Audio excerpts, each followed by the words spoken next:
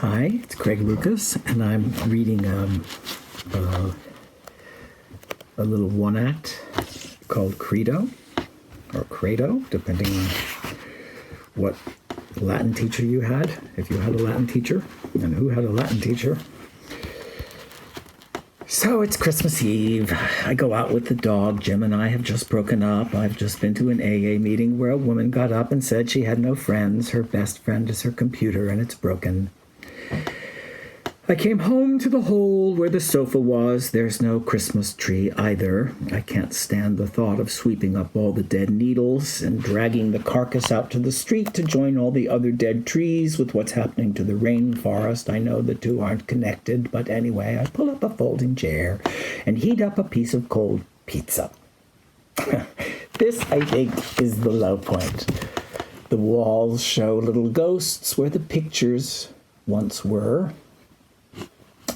I go out.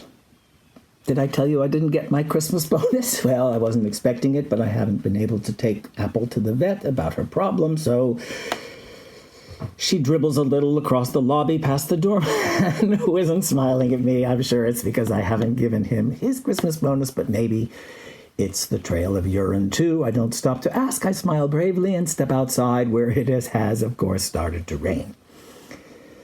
And people are running and looking very upset. Surely the rain isn't that bad. I turn. There's been an accident on my corner. I snap my head away. I know if I look, there'll be a baby carriage there in the middle of the street. I refuse to look. Look, they certainly don't need another person standing around not doing anything. I put my mind. Where can I put my mind? Vienna, where Jim has gone with the woman he has left me for. You can't escape these thoughts. All I know is her name. Her name is Carmela, apparently, and I believe that she has had a sex change. As far as I know, this has no basis in fact, but I believe it as firmly as I believe that there is nothing wrong with New York City that can't be solved, at least in part, by taking Trump's name off of all those buildings. Where can I put my thoughts? Ecuador. My parents are in Ecuador. They asked me to join them, and I said no. Jim and I would be spending the holiday together.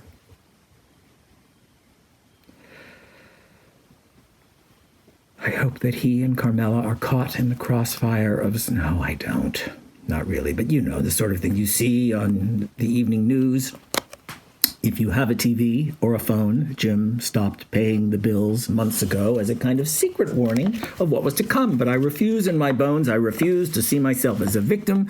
I have gotten myself into this. I allowed him to talk me into maintaining a joint bank account. Every time a little voice in my head would say, watch out. He's cute, but he's not that nice. Beneath it all, beneath the charm, his chin that night and then again in Barbados, beneath it all is him. I alone took each and every step which brought me here to this street corner in the rain on Christmas Eve with my dog, whose urinary infection I cannot afford to fix. And at that moment, my friends, my dog squats, and the worst thing that has ever happened to me unfolds before my very eyes. A wire, a loose plug from somebody's Christmas decorations carelessly strung in front of their little tea shop electrocutes my dog, and she falls immediately dead on the sidewalk in a sputter of sparks. And the lights go out all down the front of the tea shop, and a man comes out. What did you do? And I drop to my knees. I'm afraid, let me die too. Electrocute me, and I embrace my dog, Apple, whom I have had for 16 years. She is my oldest friend. She has seen me in my darkest, most drunken days. She has been to every corner of my life, watched me make love. She growled at the dogs on the dog food commercials. She has been across the country and back. Apple, I'm not afraid to say, is the purest, most uncomplicated expression of love I have ever known, and she has been killed by an electric current in the last sick days of her valiant existence. The man stares at me from above. Oh, my God, he says. He can't believe it any more than I can believe it. Come in, he says. We carry Apple into the shop. To me, she smells good, but to some people she does not. It's been too cold to bathe her. It's hard for one person to hold her in the shower. She doesn't like the water. The man offers me the only thing he has, tea. We talk, and he assures me that the accident on the corner did not involve a child, and no one was killed. What to do now with Apple? I can't cry anymore. I have cried so much. The last 2 weeks, I can't cry for her now, and I know in some way I see all at once that Jim was not really good enough for me, that I will meet someone else. And even if I don't, I will have an extraordinary and rich and complicated life. It's entirely up to me.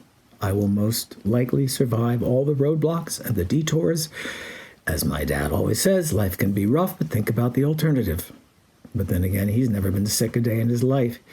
He hasn't ever had to struggle, just to stand, or been unable to stop himself from peeing where he doesn't know where he knows he shouldn't and doesn't want to. But there it is in a stream, surprising him and me.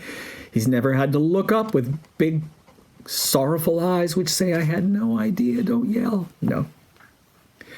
I only hope that I will go as quickly as Apple when the time comes. And if I don't, I will absolutely, I know, I will face that bravely and with dignity. I know.